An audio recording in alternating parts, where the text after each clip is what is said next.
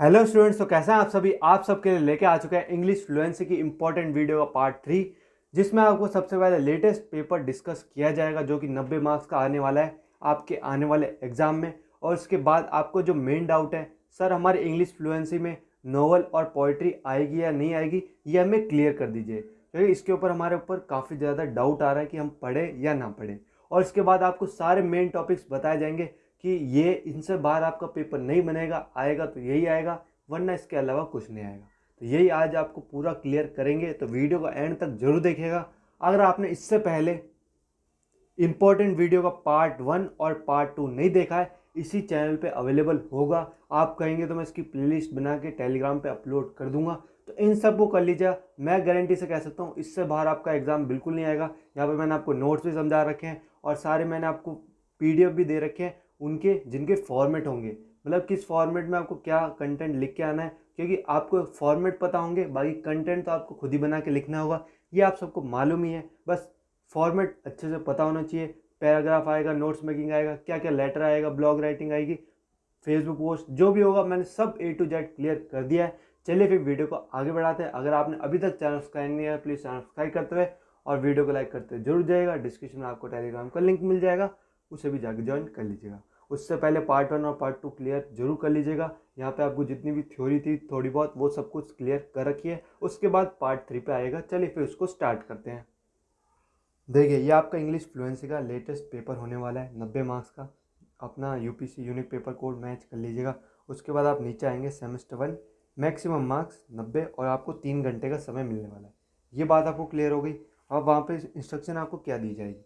आपका paper 2 part में divide होगा, ये बात आप जान लीजिए अच्छे से। पार्ट ए और पार्ट बी आपको दोनों ही करने कंपलसरी है, ये बात आपको समझ में आ गई। अब बात रही उनमें से कितने क्वेश्चन आपको अटैम्प्ट करने हैं पार्ट ए और पार्ट बी में से, वो भी यहाँ पे फिक्स कर रखा है। आंसर है total of 6 question, which 3 are from part A and 3 are from part B. मतलब इसका मतलब ये है आपको 6 क्वेश्चन करने ही करने हैं। उसमें से आप पार्ट ए में से कोई से भी 3 क्वेश्चन कर सकते हो और पार्ट बी में से भी आप कोई से भी 3 क्वेश्चन कर सकते हो। उसमें ज़्यादा क्वेश्चन दिए होंगे, पर आपको पार्ट ए में से भी 3 क्वेश्चन करने हैं कोई से भी, और पार्ट बी में से भी आपको 3 क्वेश्चन करने हैं कोई से भी। अब मैं आपको ये भी बताऊंगा आपको कौन से क्वेश्चन अटैम्प्ट करने हैं जिसमें आपको ज़्यादा वेस्ट भी ना लगे और ज़्यादा सोचना भी ना पड़े और ज़्यादा लिखना भी ना पड़े। चलिए फिर आगे चलते हैं। सबसे पहले पार्ट ए में आपको 10-10 मार्क्स के 3 क्वेश्चन करने हैं, आंसर एंड 3 क्वेश्चन जितने भी दिए हुए होंगे। सबसे पहला, write a diary entry on your recent college trip to a hill station. पहले क्वेश्चन पढ़ लेते हैं क्या क्या है, उसके बाद मैं बताऊंगा आपको कौन सा अटैम्प्ट करने हैं।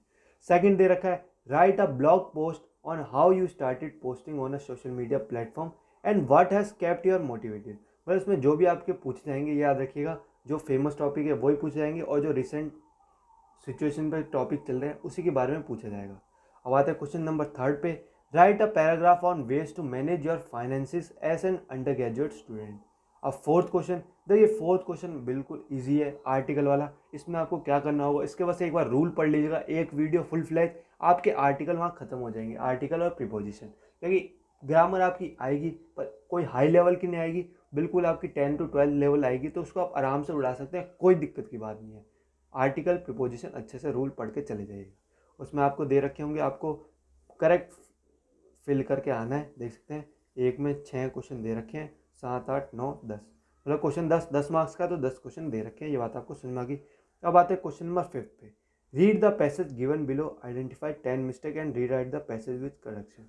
अब देखिए, सबसे मेरी मानिए तो सबसे आसान यही होता है 10 मार्क्स वाला मिस्टेक निकालना, क्योंकि इसमें आप आराम से निकाल सकते हैं, कोई दिक्कत की बात नहीं है। अगर आपको ग्रामर आती है तो चुटकियों में निकाल सकते हैं, आपको दूसरी चीज़ों में सोचने का टाइम नहीं लगेगा। इसमें ग्रामर के रूल्स पता है, सीधे हटाइए और अपना पेपर क्लियर कीजिए, वरना उसमें आपको हर एक टॉपिक के बारे में सोचना पड़ेगा और इतना बड़ा बड़ा लिखना पड़ेगा 10 मार्क्स के लिए। वरना इसे वहाँ पे एक पॉइंट आपको करेक्ट करना है, वो आपको अपने हिसाब से सोचना है। आपको ग्रामर में ज़्यादा नॉलेज है या फिर आप बना बना के लिखने में ज़्यादा कंफर्टेबल रहेंगे, ये बात आपको समझ में आ गई। यहाँ पे पार्ट 1 खत्म होता है। अब देखिए 5 क्वेश्चन दे रखे हैं। अब मेरी माने तो आपको कौन से अटैम्प्ट करने चाहिए। देखिए सबसे पहला फर्स्ट क्वेश्चन उठाइए, डायरी एंट्री। इस बच्चे ने भी फर्स्ट क्वेश्चन को अटैम्प्ट किया है, क्योंकि डायरी एंट्री का फॉर्मेट बिल्कुल सिंपल है, ज़्यादा लिखने की भी जरूरत नहीं है। आपको फॉर्मेट देख लीजिएगा, पिछली वीडियो में क्या बता रखे मैंने, बस उसको लिखिए, 10 मार्क्स खत्म। अब आते हैं अगले पे, 3 क्वेश्चन करने हैं आपको कोई से भी। फिल इन द ब्लैंक्स उठाइए, ए एंड द वाले, आराम से इजी से निकल जाएंगे, आपको कुछ पता भी नहीं चलेगा, ए एंड द बस यही बनना होगा आपको। इसके रूल्स अच्छे से पढ़ लीजिएगा बस, इसमें कोई दिक्कत नहीं आई। उसके बाद ब्लॉग पोस्ट को उड़ाइए। ब्लॉग पोस्ट पूछ रखा है how started posting on a social media platform and what has kept you motivated. बस आपको उस तरह का फॉर्मेट पढ़ लीजिए और उसमें आपको जो पूछा है बस उसके बारे में आपको कंटेंट लिखना होगा। सबसे पहले इंट्रोडक्शन, फिर लास्ट में कंक्लूजन देके खत्म। ये बात आपको समझ में आ गई। उसके बाद आपको 3 क्वेश्चन तो ये हो गए मैंने आपको बताएं। अगर आप इसमें नहीं जाना चाहते ब्लॉग पोस्ट में तो मेरी मानिए आप इस मिस्टेक वाले पे आ जाइएगा, ये आपके लिए ज़्यादा ईजी रहेगा।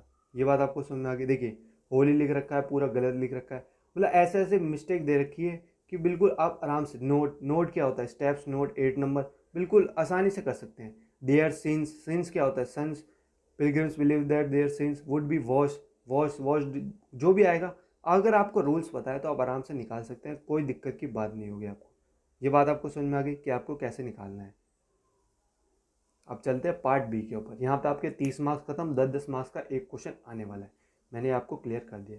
अब आते हैं पार्ट बी की तरफ, स्टार्ट करते हैं, जो कि आपको करने हैं 3 क्वेश्चन आने वाले हैं आपके 20-20 मार्क्स के। ये सबसे ज़्यादा टर्निंग पॉइंट है आपके पेपर का, तो यहाँ पे आपको ज़्यादा ध्यान देना हो। पार्ट ए में अगर आप ग्रामर पढ़ के चले जाते हैं तो ग्रामर आराम से उड़ा सकते हैं, कोई दिक्कत की बात नहीं। अगर देखिए नोटिस में वो सबसे पहले नोटिस में भी आप देते हैं टाइम, तो मैक्सिमम आपका 10 से 15 मिनट खर्च होगा और 5-5 मिनट उसमें जो ग्रामर वाले जो मैंने बताया वो ट्राई करते था। मतलब 20-25 मिनट में आपका पूरा पहला पोर्शन खत्म हो जाएगा। उसके बाद आपके पास 2 से ढाई घंटे बचेंगे, जिसमें आप आराम से पार्ट भी कर सकते हैं, जिसका एक क्वेश्चन 20 मार्क्स का है। मतलब 60 मार्क्स आपके बहुत मायने रखते हैं। बात समझ में आएगी। सबसे पहला क्वेश्चन तो आप उड़ाए देंगे। Read the passage given, unseen passage दे रखा है, क्वेश्चन दैट फॉलो, टू बेस्ड पेजोलॉजी, इसे और आराम से पढ़ लीजिएगा। पहले देखिए, सबसे पहले जो मैंने आपको बता रखी स्ट्रेटेजी, इसको मत पढ़िए, पैराग्राफ को देखिए मत, क्या लिख रखा है हटाइए, सीधा ये क्वेश्चन पे। 5-5 नंबर के 3 क्वेश्चन आपको अटैम्प्ट करने हैं, 3 ही क्वेश्चन दे रखे हैं। देखिए, what do you understand by toy based pedagogy. अब सीधे आपने ये पढ़ा, अब आइए सीधे पैराग्राफ में कि हमें क्या अंडरस्टैंड, क्या सीखा। तो बस यहाँ से पढ़िए, आधे आधे पॉइंट उठा के लिख दिया अपनी लैंग्वेज में। सीधे आपको ये लैंग्वेज नहीं लिखनी है, ये गलती कर देते हैं काफ़ी स्टूडेंट जो आप 10th-12th में करते आ रहे हैं। सीधे उठा के जो पैराग्राफ में लिख रखा है उसी को आंसर मत लिखिए। अब आप बच्चे नहीं हैं, आप कॉलेज में आ चुके हैं, आपको अपनी लैंग्वेज में बना के लिखना होगा, ताकि जो चेकर है उसे भी पता चले कि हाँ आपको इंग्लिश थोड़ी बहुत पढ़नी आती है, तभी आपको इंग्लिश फ्लुएंसी मिली है। क्योंकि इंग्लिश फ्लुएंसी सबसे लो पे आती है, मतलब सबसे ईजिएस्ट सब्जेक्ट माना जाता है। ये हो गया। फिर सेकंड क्वेश्चन उठाइए, how can it improve the learning skills of the student, what are the criteria for selecting toys, how can indigenous toys also be helpful. अब इन तीनों क्वेश्चन उठाइए। अब 3 है, पहला क्वेश्चन आप अटेम्प्ट करेंगे एंसिन पैसेज तो आप आराम से कर सकते हैं। अब आते हैं बी पे, इसमें आपसे सिनोनिम पूछ रखे हैं। सिनोनिम मतलब क्या होता है, एस से याद रखिए, समानार्थी शब्द, मतलब एस यानी सेम मीनिंग, एंटोनिम यानी उल्टा, उल्टा एस सेम, बस इतना याद रखिए। अब लीजर दे रखा, अब इसमें आपको दिक्कत आ सकती है क्योंकि इसमें आपको मीनिंग पता होनी चाहिए, आपकी वोकैब अच्छी होनी चाहिए। अगर आपकी वोकैब अच्छी नहीं है तो नहीं हो सकता, कोई दिक्कत की बात नहीं है। अब आते हैं क्वेश्चन नंबर 7 पे, रीड द कॉम्प्रिहेंशन पैसेज। ये तो सबसे आसान है, नोट्स मेकिंग आराम से बनाइए, इसमें एक्सटेंशन वगैरह डालिए अच्छे से, इसका भी एक फॉर्मेट होता है, वो भी अच्छे से देख लीजिएगा, वो मैंने आपको बता रखा है पिछले वीडियो में, जाके चेक कीजिएगा। अब क्वेश्चन नंबर 8 में क्या देखा है, you are visiting a family in remote village where the children have to walk for 5 kilometre to reach. मतलब आप ऐसे गाँव में रहते हैं जहाँ पे बच्चों को स्कूल जाने के लिए 5 किलोमीटर चलना पड़ता है। इसके ऊपर आपको डायलॉग लिखना है, that you had with the children where they share the various hardship they have to face every day to reach school. मतलब आपको बच्चों से बात करनी है और डायलॉग लिखना है उनके आपस में कि उनको क्या क्या प्रॉब्लम फेस करनी पड़ती है। इसमें आप जाएं या ना जाएं वो आपकी मर्जी है, वरना मेरे हिसाब से इसमें मत घुसेगा, उलझ जाएंगे आप, और इसमें आपको 2 बंदे एक साथ लेके चलने पड़ते हैं। अब आता है क्वेश्चन नंबर 9 पे, a vacancy for a TGT teacher in English was advertise in national daily, write a cover letter and attach your resume for the advertise post. अब ये हो गया, पोस्ट के बारे में पूछ रखा है, कवर लेटर बनाना है, उसमें साथ में आपको अपना रिज्यूम भी अटैच करना है, तो रिज्यूम का भी आपका फॉर्मेट आना चाहिए अच्छे से। अब आते हैं आपके लास्ट एंड फाइनल क्वेश्चन पे, जो कि सबका फेवरेट होगा, letter, formal letter, informal letter, दोनों का फॉर्मेट रट लीजिए, बाकी सारा आपको मैटर खुद ही बनाना पड़ेगा। अब पूछ क्या रखा है वो पढ़ लेते हैं। Write a letter to your principal asking for permission to organise a youth festival in your college, give all relevant details. अब देखिए, आपको प्रिंसिपल को लेटर लिखना है, उनसे परमिशन लेनी है कि आप यूथ फेस्टिवल इन कॉलेज बना रहे हैं, तो आपको क्या क्या डिटेल्स भरनी है वो आप अगर अपने क्या कहते हैं फेस्टिवल या यूथ पार्टिसिपेट किए होंगे तो आपको पता होगा कितनी मेहनत लगती है, क्या क्या काम करना पड़ता है। बस वो उतार दीजिए, वरना यूट्यूब पे इसकी देख लीजिएगा इसके ऊपर कि यू फेस्टिवल में क्या क्या होती है इंट्रोडक्शन का, वो समझ लीजिएगा, क्योंकि इस टाइप के क्वेश्चन पूछे जाते हैं। अब ये होगी, अब आपको यहाँ पे अटैम्प्ट कौन कौन सा करना है। देखिए मेरी माने क्वेश्चन नंबर 10th को उड़ाइए, कोई दिक्कत की बात नहीं है। फिर उसके बाद आइए अब नोट्स मेकिंग क्वेश्चन नंबर 7 और अनसीन पैसेज। अब मैं आपको अपने हिसाब से बता रहा हूँ, बाकी आपको जो सही लगे आप उसमें जा सकते हैं। 3 क्वेश्चन है, 20 नंबर आपका अनसीन पैसेज में बन जाएंगे। बस उसी को आपको नोट्स मेकिंग क्या होता है, बस उसी को आपको कंप्रेस करके एक समरी बनानी होती है छोटी सी, जो इतने 3-4 पेज की लिखी हुई है, उसको आपको छोटी सी समरी बनानी है 150 वर्ड की, वही सेम एक्सप्लेन करना है। तो उसके लिए आपको पूरा पढ़ना पड़ेगा, तभी आप बना पाएंगे। फिर लेटर है, फॉर्मल इनफॉर्मल, बस उड़ाइए, कोई दिक्कत की बात नहीं है। यहाँ पे आपका ये इंग्लिश फ्लुएंसी खत्म हुआ। अब इससे बाहर कुछ नहीं आएगा। बाकी मैंने आपको पिछले में बता रखा है और चॉइस में क्या क्या आ सकते हैं, लेटर और वो देख लीजिएगा अच्छे से। बस यही पेपर पैटर्न आपका रहने वाला है।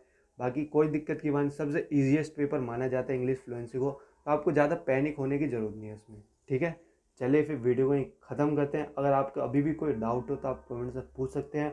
बाकी अगर आपको नोट्स वगैरह चाहिए हो तो डिस्क्रिप्शन में आपको नंबर मिल जाएगा इंग्लिश फ्लुएंसी के लिए, वो आपको प्रोवाइड करा दी जाएंगे। 10 ईयर प्रोवाइड करा देंगे, नोट्स प्रोवाइड करा देंगे और सारे फॉर्मेट प्रोवाइड करा देंगे। चलिए फिर वीडियो को ख़त्म करते हैं, और वीडियो को लाइक करते हुए जरूर जाइएगा, ताकि हाँ पता चले कि हाँ स्टूडेंट को समझ में आया कुछ।